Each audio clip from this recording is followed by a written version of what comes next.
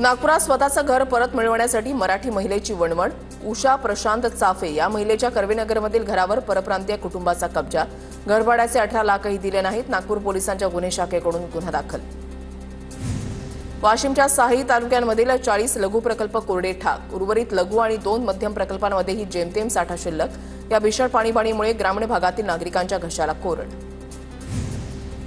कोल्हापूरच्या हातकणंगलेमधील तारदाळ ग्रामपंचायतीच्या ग्रामसभेमध्ये जलजीवनच्या विषयावरून खडाजंगी। ग्रामसभेत गावातील अनेक विषयांवर चर्चा झाल्यावर मंजुरी। वाशिम जिल्ह्यामध्ये मान्सूनपूर्व पावसाळ्यानंतर हळद बेड्यांची लागवड। हळद पिकाची वाढ थांबू नये म्हणून शेतकऱ्यांकडून स्प्रिंकलर प्रणालीद्वारे सिंचन। पाऊस वेळेवर न झाल्यास किंवा खंडित पावसामुळे पिकाचं नुकसान होऊ नये म्हणून खबरदारी।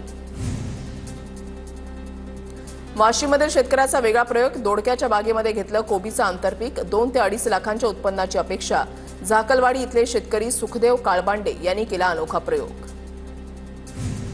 नाशिकच्या इगतपुरीमध्ये भरवाच निरपण ते मांजरगाव रस्त्याच्या निकृष्ट कामाची पोलखोल। मुख्यमंत्री सडक योजनेमधून बनवलेल्या रस्त्याची पापडी ग्रामस्थांनी हाताने उचलून काढली। कोल्हापूरच्या इचलकरंजीमधील कबनूरमध्ये प्राणघातक हल्ला करणारा आरोपी गसाड। अनैतिक संबंधातून गजानन मानवी याने हल्ला केल्याचं उघड। आरोपीला न्यायालयाकडून पोलीस कोठडी। कोल्हापूरच्या इचलकरंजीमध्ये हिंदुत्ववादी संघटनांनी प्रार्थनास्थळ बंद पाडलं। प्रार्थनास्थळ बंद पडल्यानं काही काळ तणाव। बेकायदेशीर प्रार्थनास्थळांवर कारवाई करण्याची हिंदुत्ववादी संघटनांची मागणी।